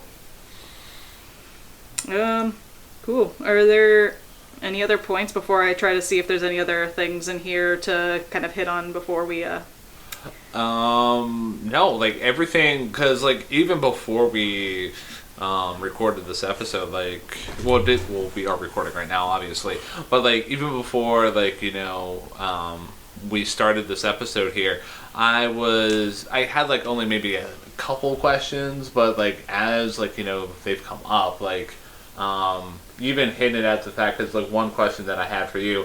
So like one rivalry thing that I was familiar with in terms of like American music history was Brand New versus Taking Back Sunday, but turns out maybe the rivalry thing that you described was a lot more bloodier. Like this other one was just a lot more intense and like a little bit more petty.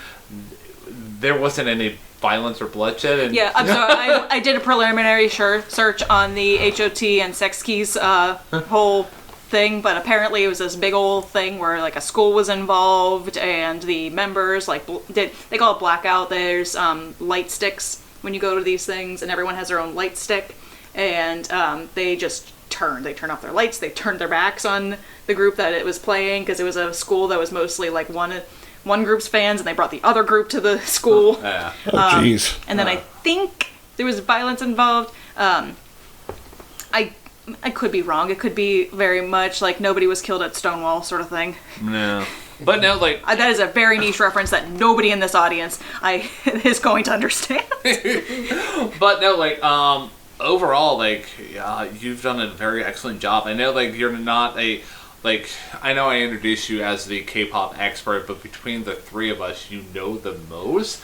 Like... Yes. Because I actively listen to it rather than have... friend/wife hold you hostage and give you a list. Yeah. So I mean, like, again, like, everything's been pretty amazing to hear, and like thank you for it. Absolutely agreed. Thank you. Yeah. Let me go over a couple of dates that I don't think I got. Gangnam Style broke YouTube.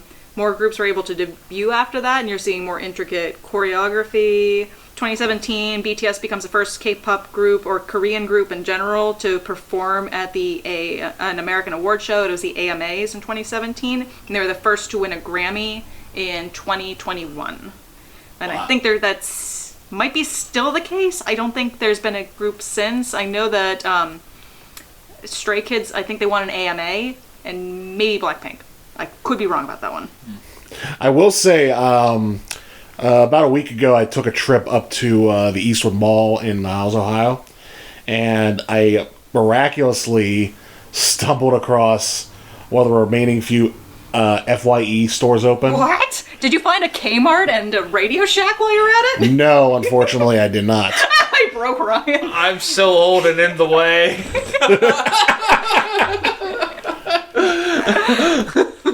And the reason I bring that up is because obviously it's not like what FYE used to be, where it was mostly music and movies. Now it's like just a small, teeny tiny bit of CDs and DVDs. The rest is just... It's like going into... I went into a Hot Topic recently. That's basically what it is. And it was Taylor Swift playing. Do you understand what it's like to go in there when their Taylor Swift is playing? And you went in 20 years ago with your mother, and you had to explain what System of a Down was.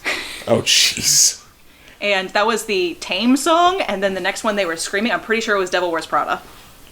Wow. And my mom was like, yep, this is fine. And now it's Taylor Swift. Playing Hot Topic. Yeah. Yeah, but the FYE did have a K-pop section, and I was blown away by how expensive. So there's import fees. Keep in mind that it's the same. It's not just also with albums. It's not just CD plus lyrics and a list of names. It's usually like there's photographs in there. There's cards. There's like actual souvenir type things. It's basically a box set every time. Yeah, it's basically its own merch. Like it's own separate merch with it. Okay. Like if you would look up anything, Target probably is a good example that you could probably like pull up on the internet and look at the like the stuff that goes into an album now. But you can buy, like, get it, and there's cards. One of my coworkers, who's also a Stay, she just got the newest Stray Kids album, And she was like, she said her sister was so mad when it came because all the cards were in there, but the one that was her sister's bias was stuck in the corner and it was crushed. And she was so mad about it because, like, you could get it out so that it was, like, you could see the face, but it was just not the same. Yeah. But then there was a poster in there. There was, like, it was just this whole thing that she showed me when it was all done. And it was, like, it might not be worth it to everybody, but to some people, that's the whole point of getting it, is there's so much involved in those. All right. Cool. Yeah. Is 4th gen. So I know I talked about the generations. Obviously, 1st gen was 90s and stuff like that when we started. 2000s is 2nd gen. 2nd gen ends with Gangnam Style when that drops. And then we've entered the 3rd gen, which is a little bit more choreography, a little bit more flashiness, a little bit more what like people think of when they think of K-pop. Mm-hmm. This 4th gen that we're in, we're still in the tail end of 4th gen. A lot of it happens really quickly. It depends on like the evolution of the actual like what we think of K-pop at the time. 4th gen is what we're leaving, starting in 2018. It is now worldwide. That's what really like sets off this version of K-pop. And it's a little bit more run by survival shows. Kind of want to just hit it on the survival shows before. I talked about Kingdom, which was a show for groups that are already established. Survival shows are basically like X Factor and American Idol, but it's a little bit more intense. You see a lot of kids cry on this. You see a lot of them break down. They are put to their limits because they want to push them before they get into the machine to see if they can do the machine, but they're also, it's like reality television. Like, think of Love is Blind plus American Idol plus Survivor, and then you have to dance while you're at it. No, it makes sense, but it does. That is, well, I mean, no, we have nothing like this. Like, I will tell you, we have nothing like this. The closest thing is if you put American Idol and Love is Blind in the same room and made them date. Well, like in terms of like pressure cooker, like the only thing I was thinking about was like is Hell's Kitchen. But, like, I don't know. Like, they're not dancing while they're cooking. I mean, yeah, true. But, like, you know, they have Gordon Ramsay, like... But is Hell's Kitchen established people? Or is it, like, chefs that are coming up and trying to be Gordon Ramsay? I'm gonna go with the latter.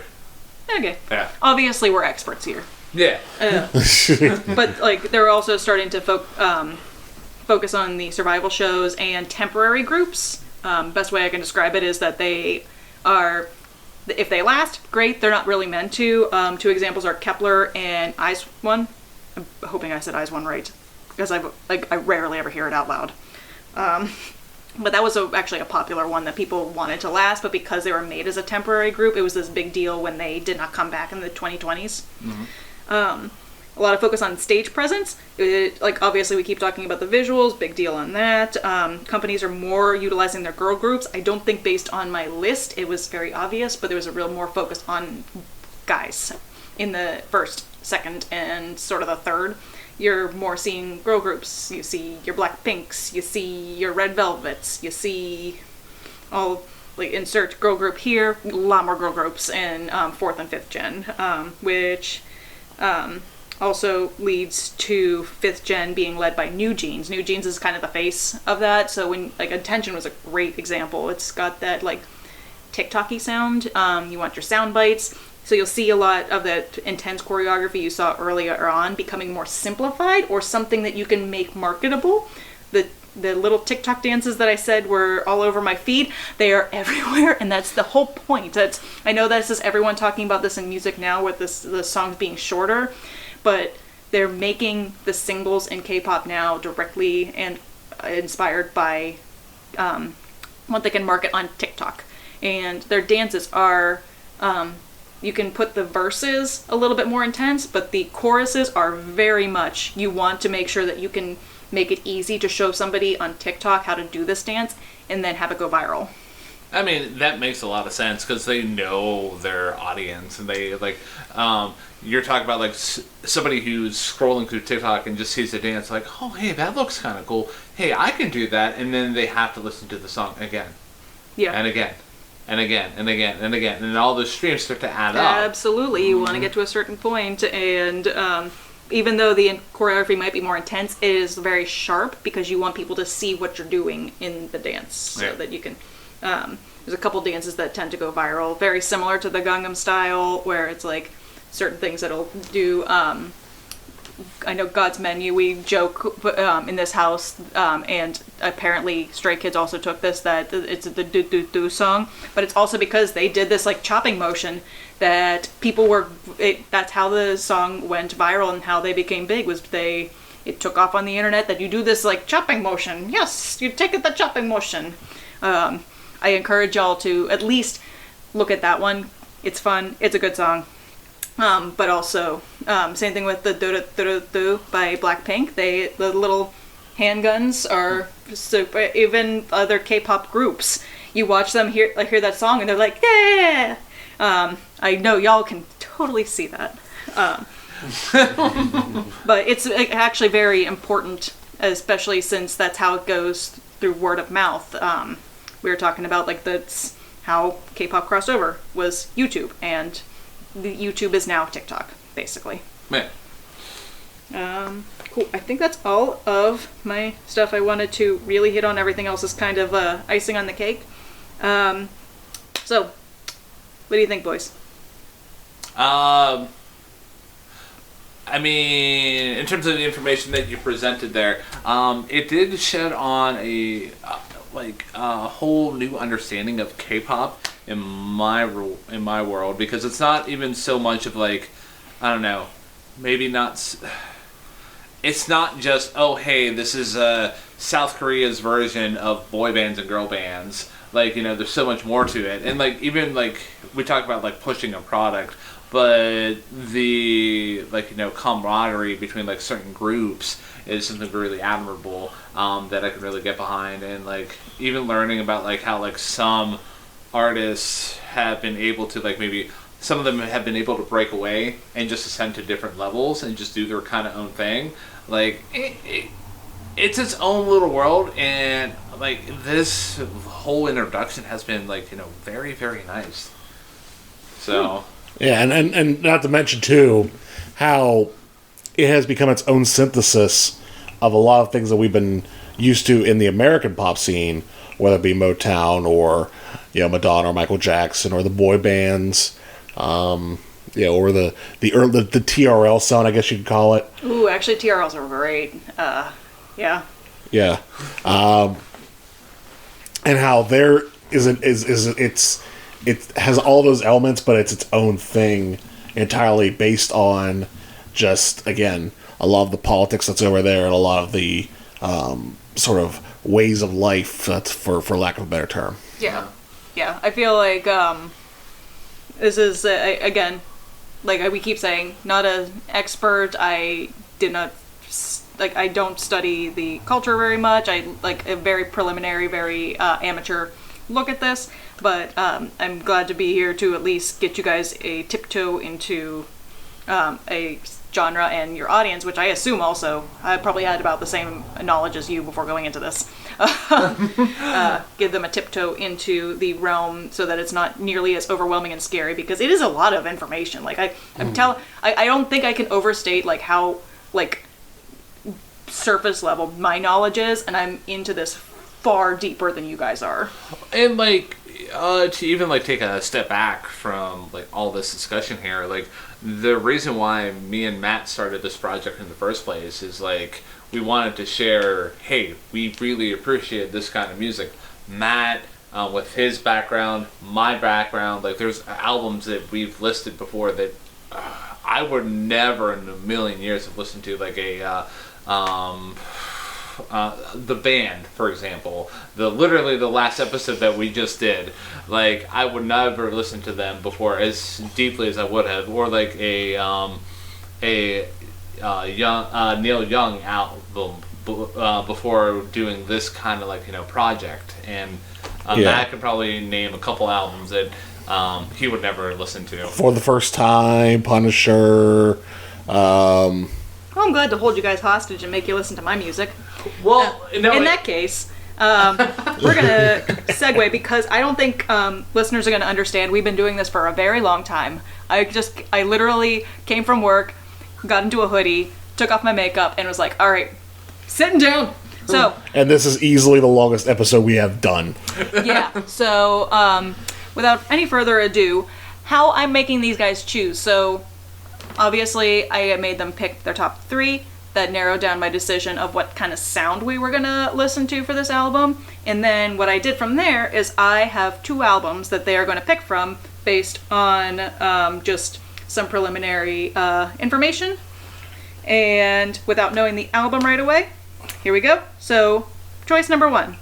You have an album that is full of lore, beloved by fans, and propped up as a pillar of amazing album structure, and number 5 on Billboard's best K-pop albums of the 2010s. And then the other one is the number 1 Billboard K-pop album of the 2010s, and it is what changed how albums were treated in K-pop since. Yeah. I figured those would tickle you a little bit. Okay, so I'm more of a, like, as tempting as it would Nope, be. don't explain it. Go with your instincts. Okay. Y'all, we've been doing this for 2 hours. We gotta go on instincts. We can't overthink this. Okay, I would go with the number 1 album from the Billboard K-pop 2010s. Alrighty. Matthew. I will also go with that one. Okay. So collectively, we are going to be experiencing that album. Do I reveal? Yeah. Alright.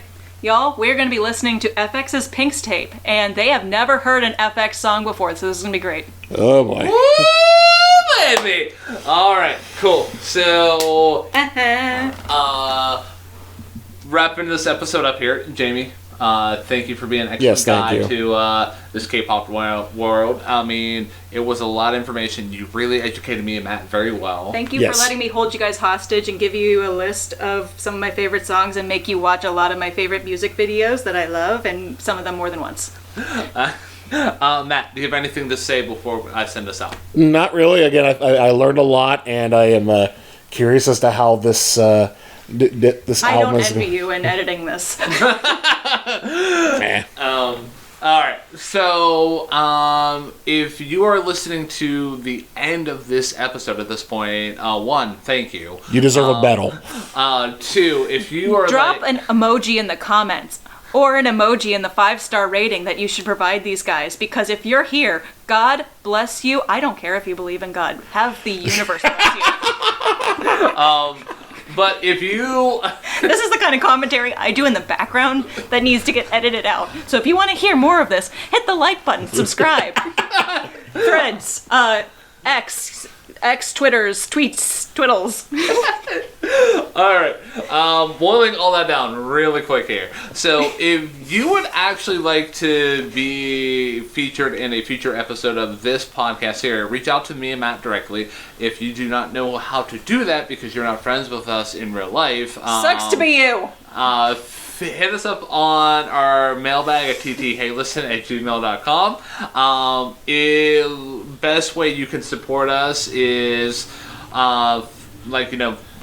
rating us on your podcasting platform of choice. If you're listening to us on YouTube, like Jamie said, like and subscribe. Like and subscribe! That is also a reference nobody's getting it. And also, if you're looking for more content and ways to support us in other means, we are on most of all social medias: Facebook, Instagram, Twitter, and Threads. Everywhere but True Social. Yeah. But yeah, for the Mastodon. Blue skies. all right, for the last time in this episode of Hey Listen to This, I am Ryan Kearns, I'm Matt Durzik. I'm Jamie.